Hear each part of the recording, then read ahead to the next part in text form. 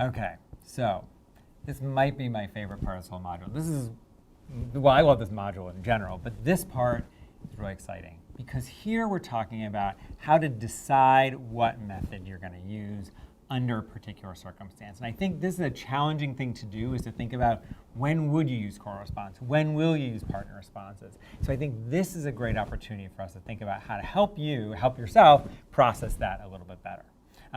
And so the goal here is to figure out how to elicit responses and maximize student engagement. And for some of you, this may be something that comes intuitively. For some of you, it's not. But I think for all of us, it'll be a good reminder of good practice.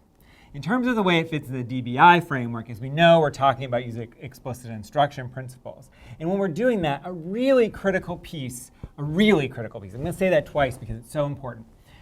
Eliciting frequent responses is one of the most powerful things that you can do to increase student understanding and to maximize engagement. And data have shown consistently that when you elicit lots of responses, students learn more. So you got to do this. And you got to make sure those other things we've already talked about are in place, it's matched to the student ability, and so on. We'll come back to that point. But I can't stress enough how important it is to elicit lots and lots and lots of responses. I said that before. Now what I'm going to talk about is how to choose the right kind of response to actually make that happen. So that's the last thing here, is maximize student involvement by using the right kind of response. The goal here is to think about efficiency.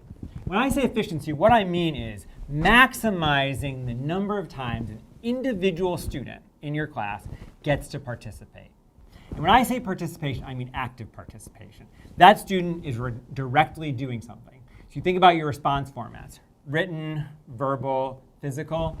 The student has to do one of those things. It's not adequate just to be listening because that's not actively processing the content. They may be processing it, but doing something is going to verify that the student is doing it.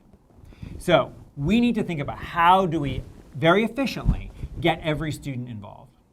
So when we think about the method we're going to use, we need to balance the number of students who are directly involved in the method we select with the amount of time that it takes. Okay? And this is a really critical idea. Here's the way to think about it. This is obviously what device is this here. You probably identified it as a seesaw. There's also some physics name for this, but I can't remember what it is. Is it a lever? I can't remember. In any case, the idea here is that if fewer students are involved, let's see, if more students are involved, because this is heavier, it's okay to take more time, okay? Whereas if fewer students are involved, the seesaw is higher because it's lighter, you want to take less time, okay? So let me say that clearly again because I kind of mixed up the seesaw thing to start. So if you have a lot of students who are going to be involved in it, lots of students are going to actively process the content, have an opportunity to show their understanding, it's okay to take a little bit more time. If you choose a method where fewer students are actively processing the content, then you need to make sure it takes less time because at that moment, not everyone in the class is actually getting it. Hopefully they're listening, and we hope that they will for sure, but we're not really eliciting response when we're asking students just to listen to other students. So to get us started, I want you to think about this example and the problem that happens when you say, can someone raise their hand and tell me? And if let me ask you, people at home watching this video, have you ever asked an individual student a question? If you say no, I don't believe you. Because everyone has asked individual students questions. That's what we know how to do. Because when we were students, usually that's how we were taught, as we were asked individual questions by students, whether it's in a small group, whether it's in a whole class. It could be inclusive. It could be in a resource room. We're always asked to raise our hands, tell an answer, or the teacher calls on us one by one to give an answer. So if you have never asked an individual kid a question, I don't believe you. But there's a potential problem with doing this. So if you think about this example, we're going to talk about this student. This is a student here wearing the cow shirt, and this student is the one you asked the individual question of. So at the moment that you are asking her the question, think about how much is she cognitively processing the content. Think back to that graph I showed at the beginning of Ms. M in her class. How active is she in processing the content as a percentage? Estimate. I'm going to throw out 100%. So if she is involved in actively processing content because you just asked her a question, then provided she can answer it, she is perfectly engaged. What about these kids here next to her? How engaged would you say those students are? Because they are not actively processing the content. They are listening. So I'm going to go with 65%. The level of engagement here for these kids might depend on, for example, attention. So if you're working with a student who has attention difficulty, and as you know, many students who need intensive intervention also have attention difficulty, this number, even for kids sitting close by, might be lower. For a kid who has good attention skills, this number might be higher. And why are we at 60, 65% and not even lower than that is because these students are nearby. They're under the watchful eye of the teacher, and that sort of is a prompt for them to stay engaged. But as you get further away and you think about these kids, their percent engagement is lower. And again, higher and lower depending on the individual kid's ability to process, to stay focused on the content. And here in the back, you have this student who I'm estimating is 15% engaged. Now this kid is real excited, has the hand up and so on. But the teacher didn't call on this kid. And so what I'm imagining is happening in the moment after the teacher talked to the student in our Cal shirt here. This student's hand was down, maybe arms were folded, and was tuned out because they didn't get to answer the question. At that moment, are they processing the content? Absolutely not. They are not cognitively engaged in the lesson. And this is potentially a challenge with asking individual students questions. So I've said a lot of stuff here, and this is important stuff. So I want you to look in your activity workbook at activity 6.21 and stop and jot and answer questions there about the potential problems with this approach. So go ahead and do that now, and then you can come back. So I hope that you had an opportunity to understand my message here about the importance of focusing on not asking so many individual student questions. That doesn't mean you shouldn't do it ever. I'll talk more about that. I'm not saying don't ever ask individual kids questions, but keep in mind that when you ask one kid a question and you have a small group or you're in an inclusive setting, it isn't the case that all the students are going to be completely engaged. It is the case that the student you're focusing on is most engaged and other students are less engaged. And again, some students may be have very low engagement depending on their ability to stay focused when someone else is answering a question. So we'll say more about this, but it's a really important point. So now let's take a look at a couple examples. So now you have an opportunity to analyze some videos of Ms. M, who you saw before, she's here, and Ms. W, a new teacher who is here. And I want you to note how many students participate in each of these lessons. They're both review components. As you remember from Ms. M's video, she was reviewing the question, asking them questions one by one. And I want you to then compare it to Ms. W's lesson where she's doing something similar. So I want you to answer the question, who is eliciting responses more effectively? I want you to think about how the teachers are matching the way that they're doing it, the method, to the way they can maximize engagement for all of the students. So let's take a look. So you do this on your own. Analyze that video. I'm going to tell you what I think about how effective these teachers are. So go ahead and do that now. We'll come back together and we'll watch the video. So good luck analyzing those video examples. We'll come back in just a second when you're done. Okay, so just a quick review. In equilateral triangles, Blair, what's the measure of all angles in an equilateral triangle? 60 degrees. And how did we figure that out? Mira? How did we figure out that all the angles in an equilateral triangle are 60 degrees? Because you did the measurement. I mean, yeah. Did the measurement? I mean, you did like 180 by 30. Mm-hmm. And where did that 180 come from? Because the angle measures up to 100. Exactly. In a triangle, the measurements always add up to 180. Okay? So knowing that all three of these angles are 60 degrees, then we know what about our sides? Chelsea? That they're all equal, so it's equilateral triangle. Crystal, did you have a question?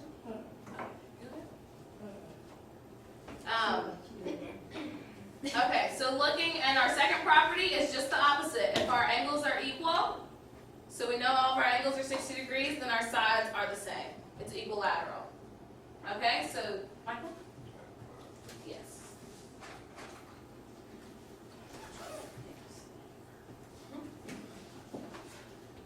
Okay, so we're going to take a look at some examples just using these same triangles that we have.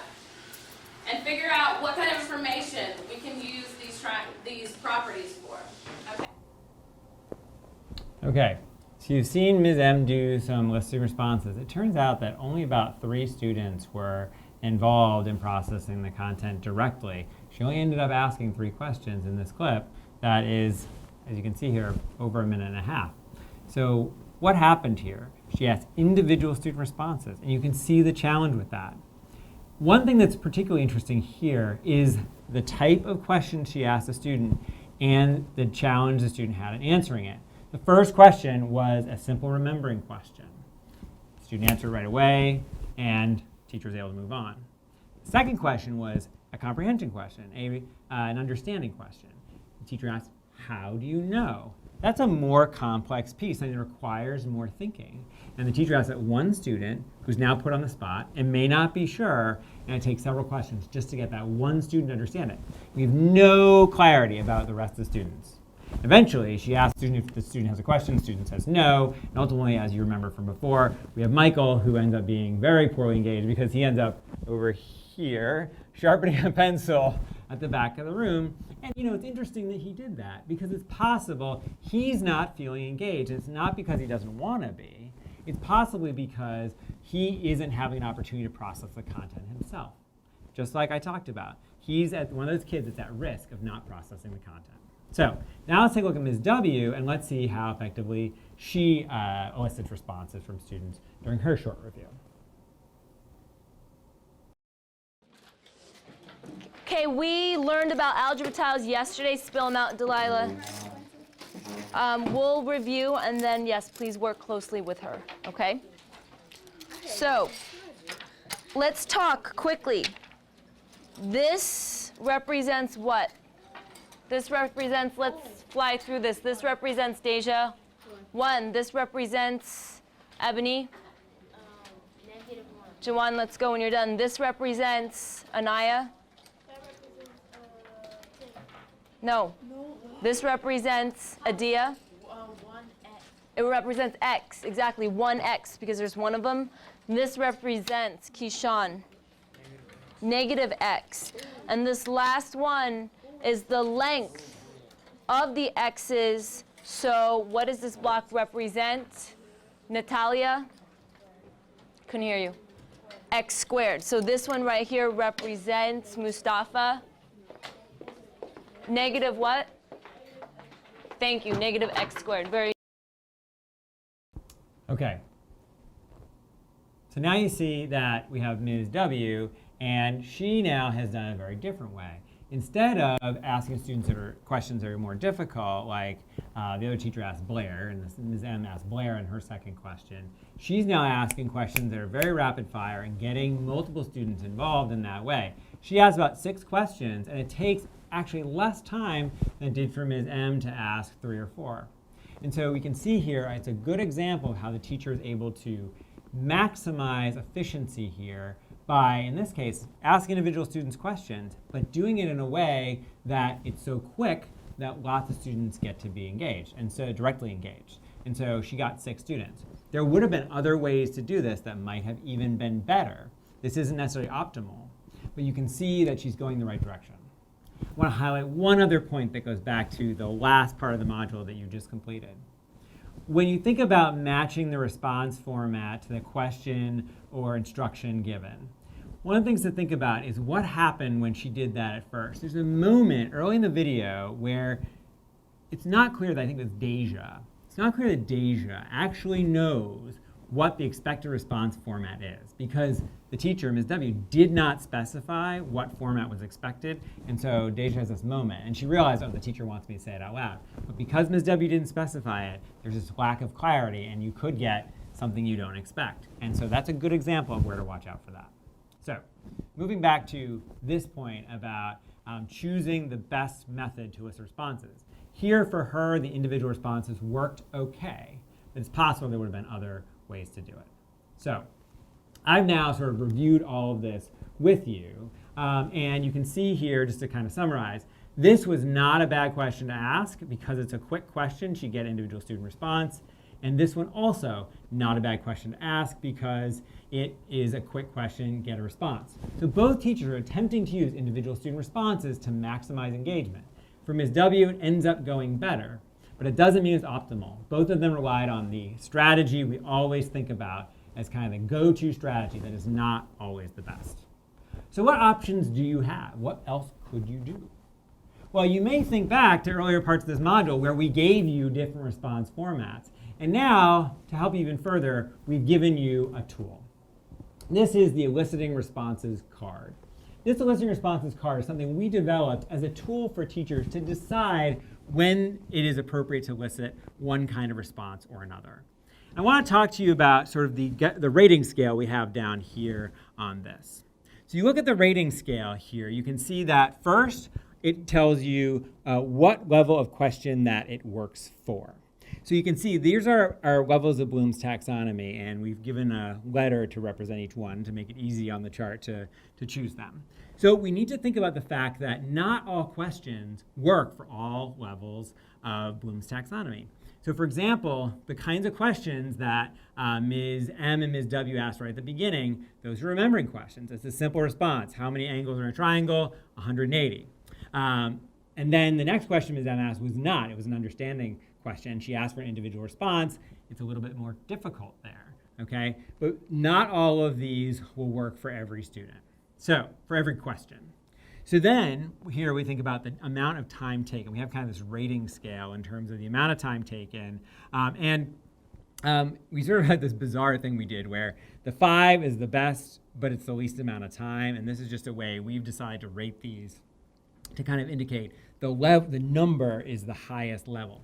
So here we have 5, 4, 3, 2, 1. And 5 is a few seconds, 4, 30 seconds or less, 3, 30 to 60 seconds, and so on. You can see here that we have sort of made these ones green because if it's a quick response, you're eliciting more responses from students. And we get down here, some of these responses are going to take more than a couple of minutes. We didn't turn them red, though, because there are certain cases in which you should be cautious. That's what the yellow means. But it doesn't mean that it's a bad idea. Depending on the kind of thing you're teaching and the expectation you have for how students are going to practice, it might be appropriate. The last piece here is the total number of students directly involved. And here, the rating matches up with a number. So 5 is the highest rating, and that is when you have every student directly involved in giving a response. You can see down here. And we have down here 1 student in red, because rarely do we want to be in a situation where just 1 student is directly involved. So that's a challenge with this card, and we'll go ahead and we'll talk more about how we've used this in our card to make it work. So let's look now at how you can do this with, say, choral responses. With choral responses, you can see here that the level is remembering. What does that mean? That means that the only case in which choral response really works is when you have a remembering level question. It gets on our rating scale a 5 for the amount of time it takes, and a 5 for the number of students it involves. It gets a 5 because it does not take very long if you're doing it for a remembering question, which is the only case when you should use it. And it gets a 5 for the total number of students directly involved because when you are engaging all students, that's great, and choral response is designed to do that.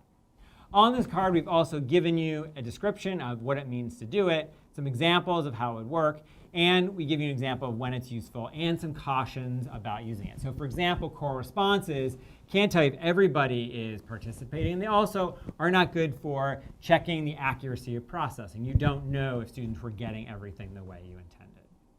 And so this comes back to this idea of balance. We used our seesaw before. So let me use this kind of graph here to sort of illustrate the importance of balancing. So here you have the number of students, 1, some, all. We kind of simplified the rating scale here. And the number of seconds we have from short, the amount of time here is the lowest to the highest. So basically, lower is sometimes better. In general, we want lots of responses. We want them to be short. But it doesn't mean that that's always bad to do. And so now let's think about, we can sort of rate these in terms of the appropriateness of them. So here we have sort of, in some cases, our optimal way of thinking about this. If all students are engaged and it doesn't take a lot of time to elicit a response, that's an optimal kind of response. Of course, it depends on the question. Then here we have a case where it's short but only involves some students, and so that's not as good. Here we have the case that where we have it's short, but it still only involves one student. And so that kind of gives us an orange color to indicate that's a big caution for us. We don't want to ask a lot of those individual student questions. It doesn't mean it's totally bad. Here we have a situation in which we have 30 to 60 seconds, but all students are engaged. That's not bad either. This is a sort of yellow because sometimes if it takes longer, it can be problematic in terms of maximizing the number of times you elicit a response from students. But if you're asking, say, an understanding question, this might be the only situation in which the only way you can get that response. So then we can come over here. If you have some students engaged and the amount of time is 30 to 60 seconds, then that is probably okay. But it depends on the definition of some. If we're closer to one, if we're closer to one, if you have a group of, say, 6 students in a resource room and you're only engaging 2 kids, that's your sum. That's not as good as saying engaging 4 kids at the same time. So sum is okay here if it's 30 to 60 seconds. If it's going to be just one student, this is a big caution because now we're taking a lot of time and one kid is engaged. And that's exactly the example you saw with Ms. M and Blair, is that it took a long time and engagement for the rest of the kids disappeared because they weren't actively engaged in processing the content. Come up here, 60 seconds. All students, yes, good. More than 60 seconds, it's kind of a warning sign because the more time it takes, the less likely it is students will be able to focus on your individual instructions. Again, it's not always the case, and for certain types of responses and certain types of activities, it might be appropriate. We're giving that sort of an orange color there for a big caution. Think carefully is the idea. Same thing with some. If it takes a long time, only some students are involved, that's more of a problem. If you still have some students, gets as a caution because there might be cases in which that's appropriate. We're putting a big red here. If I were working with you, if I were in your classroom, I would be very, very concerned if I saw cases where you had just one kid giving a response for a long time. I see this often in classrooms. I've done it myself. You get in these situations where you have one kid, a couple of things. One kid is really getting it, and you're just like so excited because this one kid is getting it. And so you let the kid talk and give a long response to you. And it's exciting because you're like, okay, we're getting there. The kid's understanding. I'm really excited about that. But all of that time, you don't know what's happening for the other students. And it's entirely likely that they are headed downhill in terms of their engagement. I've already expressed to you that when I'm teaching for myself and I'm giving instruction, if I've gone 60 seconds and I haven't given people an opportunity to respond, I'm worried that people aren't engaged anymore. Hopefully you are still engaged, even by talking for a little while here. But the point here is that if we have just one student engaged, even if it's because they're so excited, we're losing everybody else. They're sliding right down the scale. The other thing that can happen is sometimes kids give you an answer that you don't know how to stop, and you're like, oh my gosh, this is not what I intended to do. I did not want them to say all this, but then you're sort of concerned, like, how do I stop this kid? And it goes on for like a minute and a half. Raise your hand if you've been there. Even the comfort of your own home, you can raise your hand. It's happened to me. I've got some solutions for you. In the next part of Module 6, in Module 7, I'm going to talk to you about some suggestions for you about how to handle that kind of situation. But again, one kid, a long time, big red problem. So now let's place some of our ways of eliciting responses on our sort of grid here. Let's start with choral response. So first we want to think about how many students are engaged in processing the content when you elicit a choral response. So the number of students is down here. We have all students, so somewhere along here. Then we think about how much time does it take to elicit a choral response. Because you're using it only for remembering questions, then it's going to be right here because remembering questions usually do not require a long response. So this one gets in our green category of a good type of response. Is it a good balance? We're going to say it is a green good balance because we are getting every kid engaged and we are taking very little time to do it. So that strikes an excellent balance there. Okay? So that's a good one. But for what type of question? That's right, it's only for remembering questions. So now let's look at individual responses. And there are different ways you could do this that can be effective. But again, not always, and again, be cautious. Cold calling or friendly cold calling is a way of doing it we've talked about before. And this can be good for higher level questions. it can be difficult, as we said, with core responses to get students to engage in some of these higher level pieces. Not so hard with cold calling. If you could have an individual student give that response, and maybe they go on for some time, but that's a challenge. You could also ask students individual responses that require a very short answer. It could be a remembering question. If that's the case, it might not be so bad. So let's start with how many students in this case. Number of students is just one because it's an individual response by definition. How much time does it take? It can vary. So it could be short. Often teachers do it for longer. They often don't ask students to do it just for a few seconds. And although if you did, that would be appropriate, perhaps, if you're getting lots of kids involved, 1 to 3 seconds for just one response, and you ask a question that takes another 1 to 3 seconds, you could conceivably get 15 or 20 kids engaged in a minute. And you saw that Ms. W was able to do about 6 kids in a minute. Not most of her class, but that's probably less of a problem than if it took longer. So if an individual response is taking this long, is it a good balance? I hope that you're thinking the same color I am, which is red. Okay, let's do turn and talk now. So how many students are engaged in turn and talk? Again, when you're doing that with a whole class, which you are, or a whole small group, that would be everyone, and that's really good. And then how much time does it take? Well, it does depend on the level of the question. So if we're talking about understanding here, typically an understanding question is not so high level it requires a complex response, but it would fit here where it requires 30 to 60 seconds, let's say, to give the response. So is that a good balance for an understanding question for turn and talk? And I'm actually going to go with still yellow. I think in general that it's probably a pretty good balance because now it's not taking so long that students are going to get off task, but every minute past 30 seconds, I'm going to start to worry about students being able to focus. And even with a turn and talk for an understanding question, I'm going to try to limit the amount of time that it takes. And every second that it goes on, there's a likelihood students are going to stop being cognitively engaged in the content. And also, because many of your students who need intensive intervention have difficulty with attention, this is going to be a really big challenge for them. So now you can see here some of the methods that we've just described and where they kind of fit in our grid here. So your task now is to look at the rest of the response formats that we've given you, and these are not the only ones in the world, but just some that we think are effective. And your goal is to place these on the chart. So take some time to think about these. Look back at the descriptions if you're not sure. They're also on. They're also going to be available to you in other ways later. But take a look and think for yourself. Where do they fit in this grid? Good luck with that. We'll come back together and we'll talk more about it.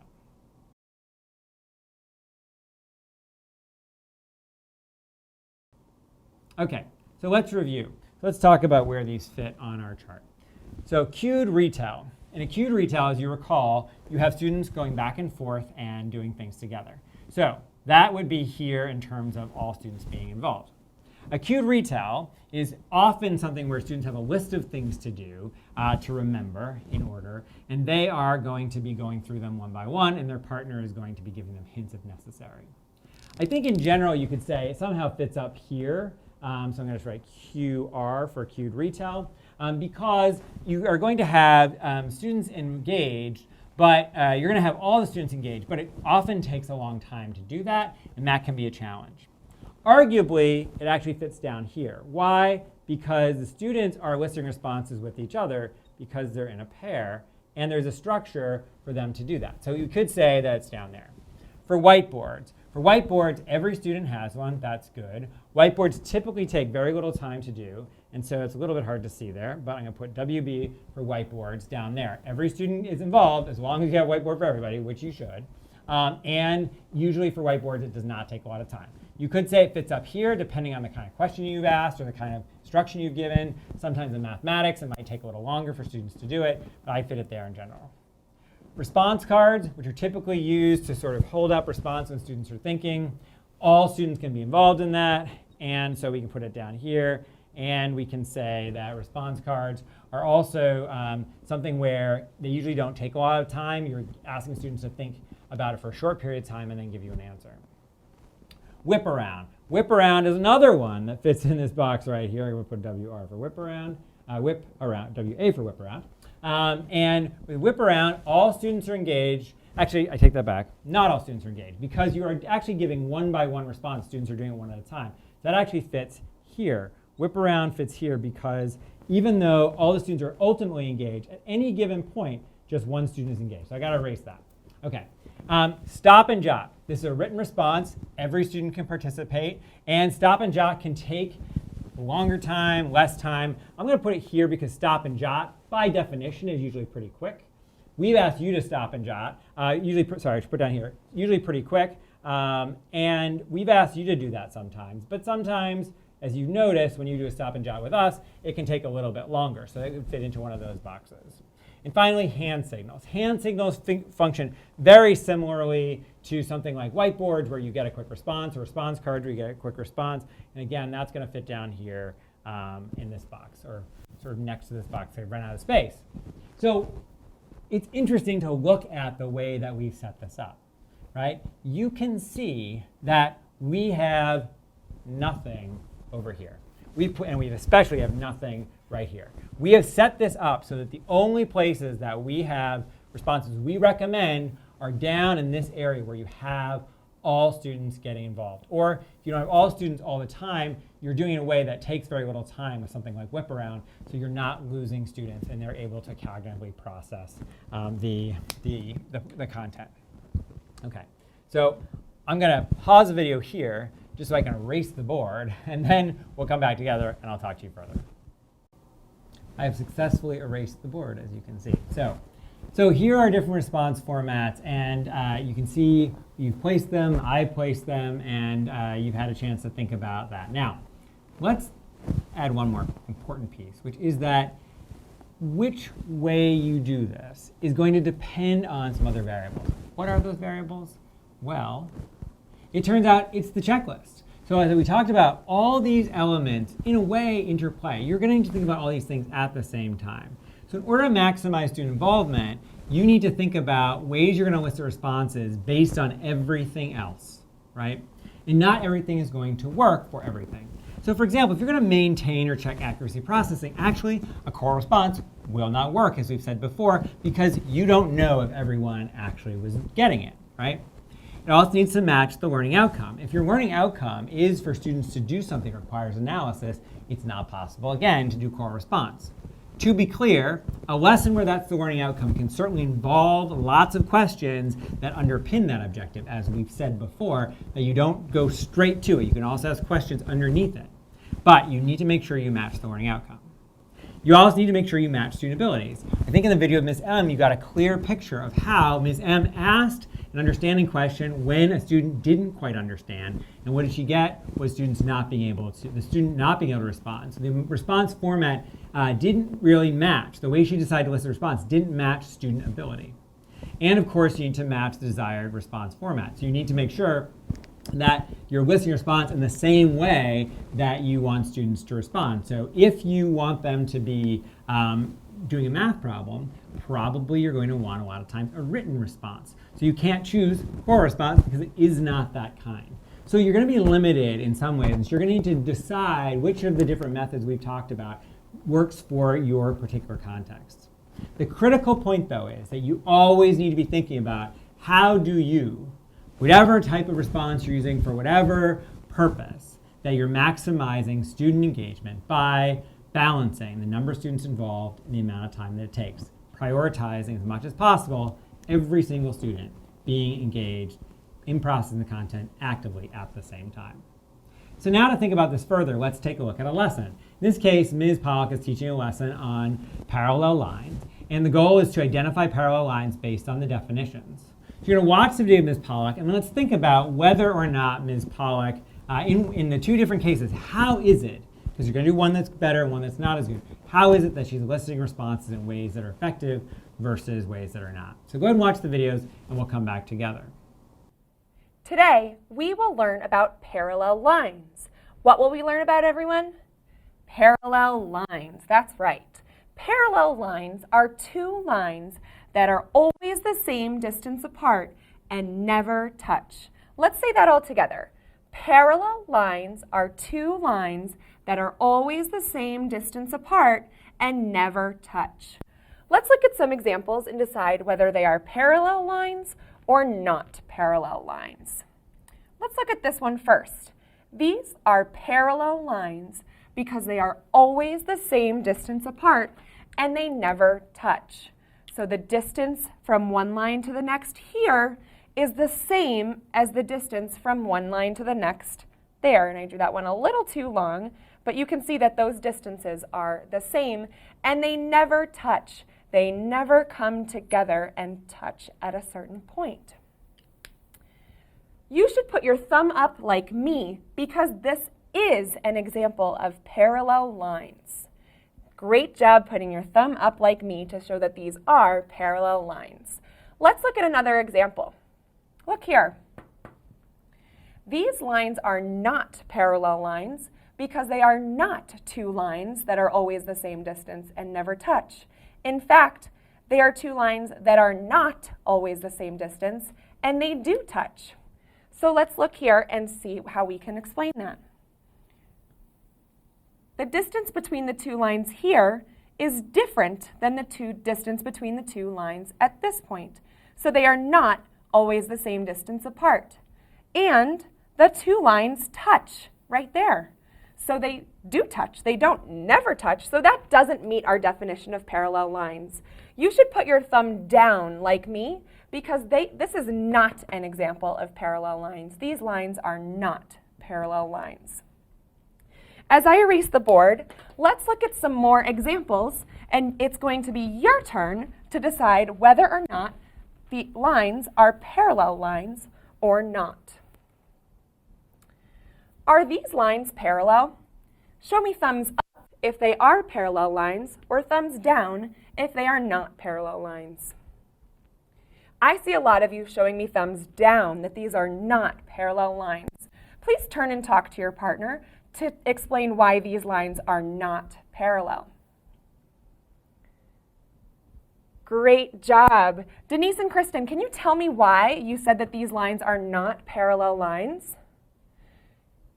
Great. I heard that description before. They are not parallel because they are not always the same distance apart, and they do touch. So they are not parallel lines. Let's look at these lines. Are these lines parallel lines? Thumbs up or thumbs down? I see a lot of thumbs up. These are parallel lines. Turn and talk to a new partner and tell them why these are parallel lines. I heard a lot of good discussion. Everyone was saying that these are parallel lines because they're always the same distance apart and they never touch. Very good. Let's look at one more together. Let's look at these. These are a little tricky. Are these lines parallel? Thumbs up or down? See most of you showing me thumbs down that these lines are not parallel. Turn and tell your partner why these lines are not parallel.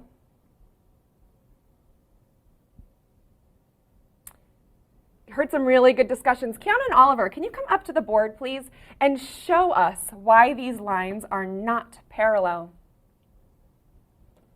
And Kiana and Oliver come up and show us that these lines are not parallel because the distance between the two lines is not always the same. That should have been a little bit more horizontal. And the lines do touch. If we connected or extended this line, the two lines would touch about here.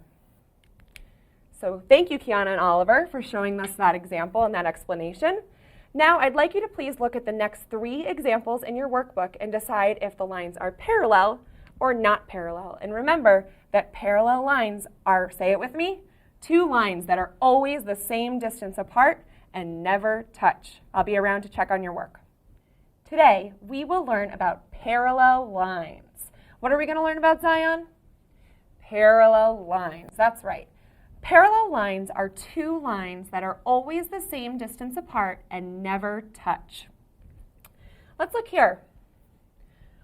These lines are parallel lines because they are 2 lines that are always the same distance apart and never touch. Eileen, are you listening? Make sure your eyes are on the board, please. All right, let's look at these. These are not parallel lines because they are not 2 lines that are always the same distance apart and never touch. Let's try that one more time.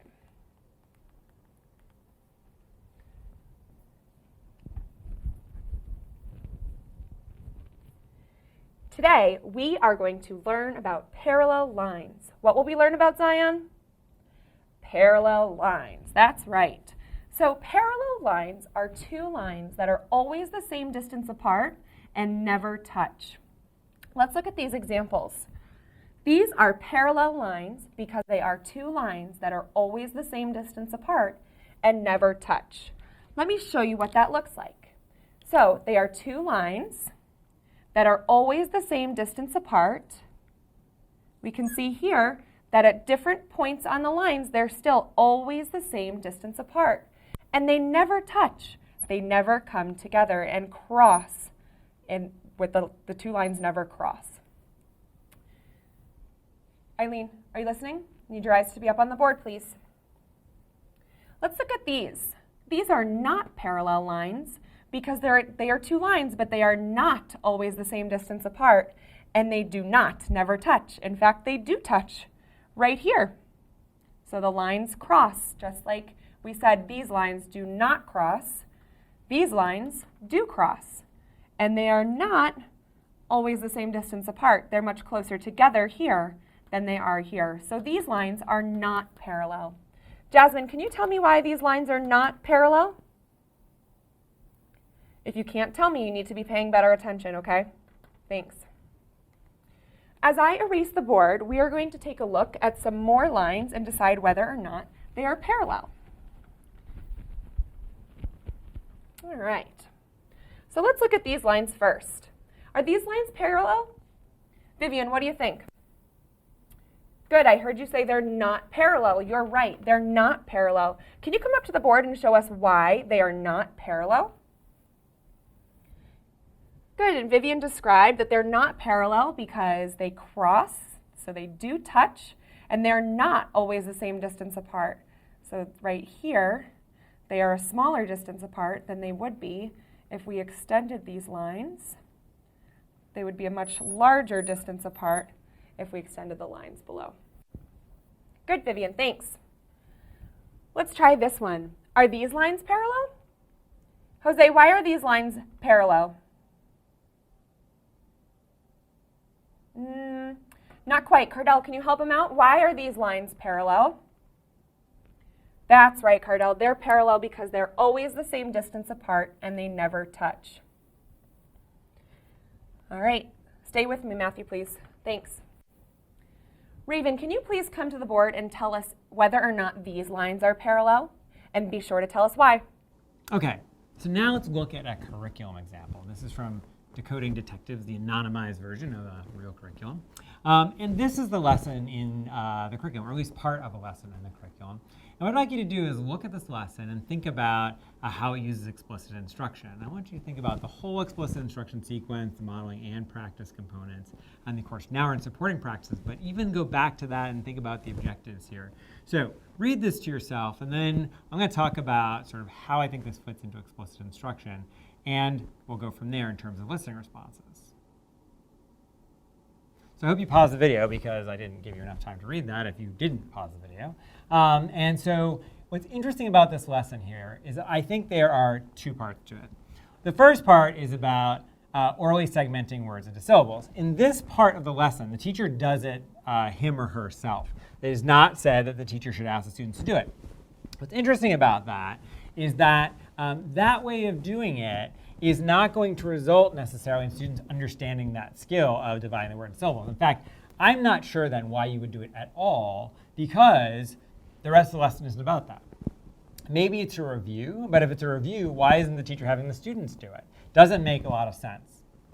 That should be, if the students are going to be doing something, that should be its own part of the lesson. And then down here you can see there's a whole separate piece about identifying the sh sound in words at the beginning, middle, and end, not syllables as is up there. So let's break this into two lessons. And you know, as we talked about from the very beginning of these modules, that it does not have to be a long lesson to be explicit instruction. So here now, let's look at this first lesson, and let's think about the fact that how does this lesson work in terms of listening responses? So how does this lesson work in terms of listening responses? How good is it at eliciting them in terms of the balance between the number of students and the amount of time taken? The answer is that there are no responses, which is probably the least good thing. It is the least good thing here. The teacher is just saying something, students aren't involved at all. And probably that's because it's sort of a throwaway part of the activity, which literally, in my judgment, means you should just throw it away unless there is a purpose. There doesn't seem to be. I would throw it away. But let's imagine that that was a real lesson where the goal was to have students orally segment syllables. So if that was the lesson, and this was the beginning of the lesson, and then you were going to finish the explicit instruction sequence for this lesson, what would you do? And you can use these words as examples. I want you, in your activity, in your workbook, go do this activity of analyzing this example and coming up with additions to this lesson that you would use to complete the explicit instruction sequence. So good luck with that. Take some time to think about how you would actually do that. And we'll come back together.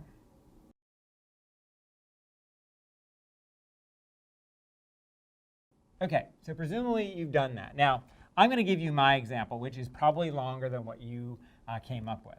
I've written here the entire sequence of explicit instruction that I would use. Here is the model. We've already done the model here. The teacher did the model of shadow, okay? So now we're going to go right into guided practice because presumably this is easy for students to do. The students were engaged as the teacher did it. And so the teacher is ready to do guided practice with the students because it's a very simple model, totally appropriate. So the teacher then goes right into the guided practice of that. Actually, this is a good clear explanation. Then here's the guided practice. And then the teacher goes into the independent practice using the words that I described. So this is a great way to finish out the explicit instruction sequence and to elicit responses. You notice here, I've determined we should elicit one kind of response, which is sort of two kind of responses put together, which are a physical response and a verbal response. They're clapping and they're saying the syllables. I think that's perfectly appropriate here to do it just in those ways because we're maximizing the amount of students that are involved and it's not taking a lot of time. Arguably, you could use a turn and talk or a cold call in these cases because with a turn and talk, the students will be whispering to their neighbor. With a cold call, you'd be having individual students respond. I think occasionally those would be appropriate. For this kind of lesson, usually the focus is on core response because it's an easy way to get every student involved. If you put in one of these ideas, I think it would be okay. With the caveat that cold calls, as you know, put you at risk of students not all being engaged in the lesson as you listen to other students do it. And with turn and talk, you can't verify that both kids in the pair are actually getting it, but that's also true core response. So that might have been another option that you used. This would be another good one for maximizing the number of students involved. It might take more time, and that puts us at risk in terms of the amount of time taken. So you have to decide what those are. For my money, I go with core responses, but I can imagine other examples. Okay, so now let's look at the second half of that same curriculum example from Decoding Detectives.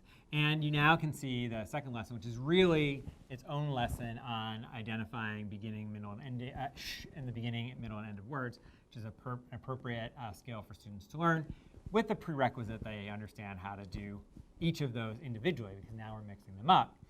So if we've done that and students are ready for this objective, then we have to think about what is the method used here to get students to participate. So take a look at this. What is the method that's been chosen to get students to participate? Well, if you said hand signals, you were right because there was the thumb up, thumb down here.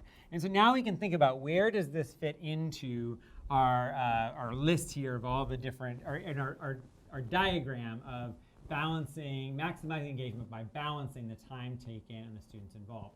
So how well does this do? Where does it fit into our quadrants here? Think about it for yourself, and assume you're thinking as I'm talking, and I would say it goes right here. All the students are going to be involved. It's not going to take a lot of time. So it does meet our criteria for engaging students. So I love that example of that curriculum because it has very different parts to it that meet and then do and do not meet our criteria for engaging students and using explicit instruction. And so if you were teaching this curriculum, you would need to make the decision with that first part on shadow and the orally segmented syllables. Do you want to get rid of that entirely, which would be my decision, or do you want to teach a little mini lesson on that, which you could do if students needed that practice? And then the second half of the lesson is better because now you actually have hand signals built in. They do follow our criteria in terms of maximizing student involvement, and number of students involved, and having limited time taken. And so that would be a good example of that one.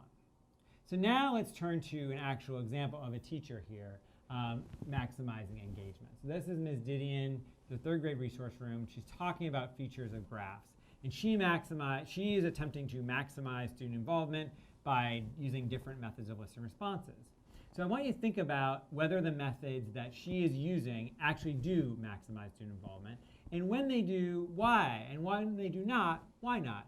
So I want you to think about how could she maybe list responses differently to maximize student engagement. And again, thinking about our criteria of number of students involved and the amount of time taken. So let's watch the video and see what we come up with. So let's go.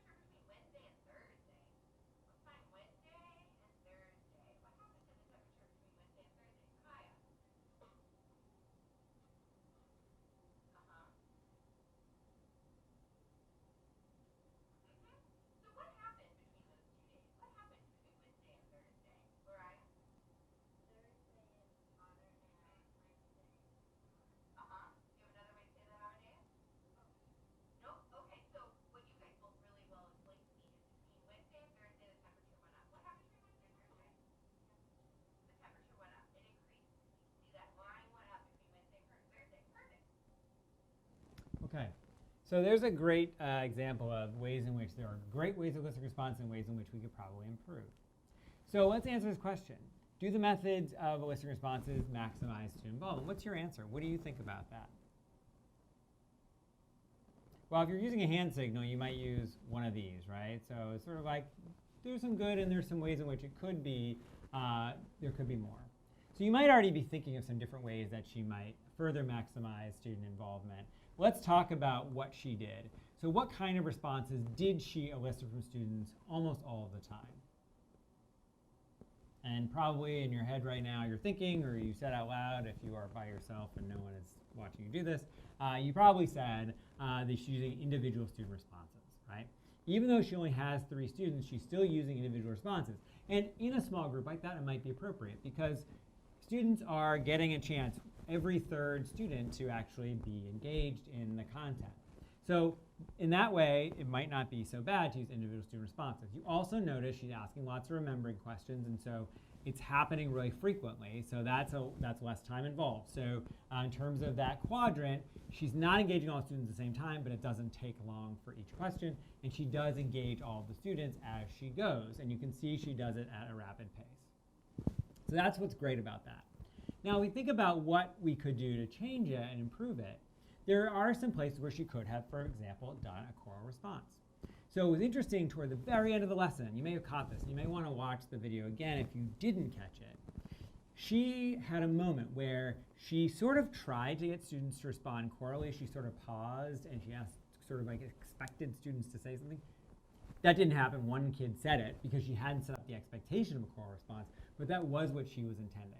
And that could have worked here in this very small group for all of the students to be engaged in that way. Another thing she could have done was to use some sort of physical response, point to this point on the line graph and so on. You could see the first student was confused about the temperature because I think he wasn't quite sure where to look. I don't have a copy of this in front of me. But I think that if she had had students give a physical response of pointing to the graph, she might have avoided that difficulty. There was another possibility that she might have done a quick turn and talk. I could imagine having the students talk with each other. One student could talk with her, two students could talk with each other about a response really quickly. That could have the risk of taking too much time. So in this lesson where she's trying to get a lot of concepts across, that might be a less effective use of that. Thinking about our maximizing student involvement. Well, it's taking too much time, but it is involving all the students. You could perhaps have used response cards in this case, so having like an up and down response card. To get students to understand how to do the response cards could be a little bit of effort, and maybe that's not so good.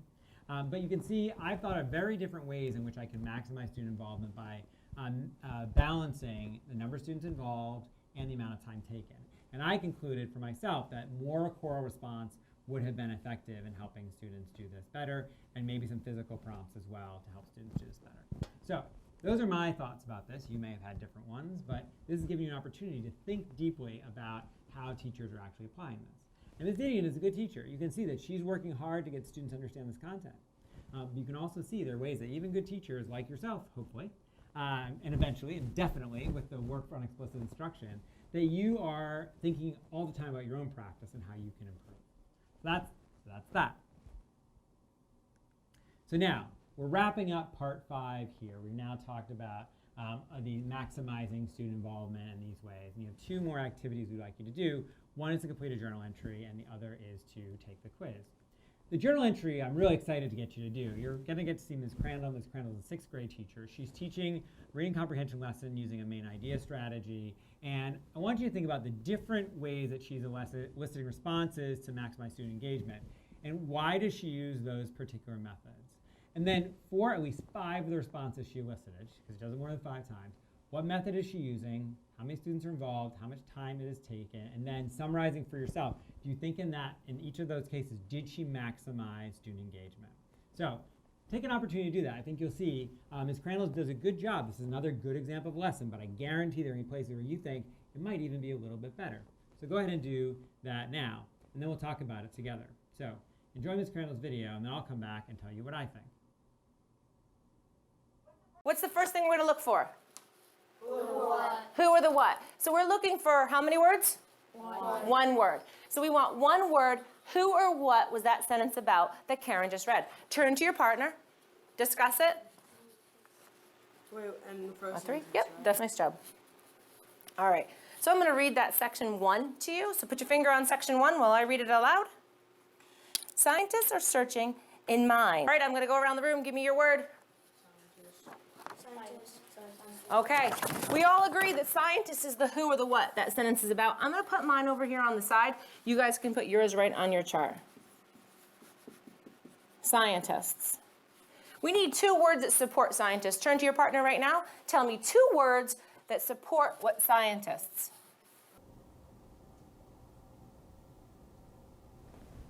Okay, so a lot of different kinds of responses there. Wow, what a great use of different kinds of response formats in that lesson. We obviously clipped it, so she didn't do all of them quite that quickly.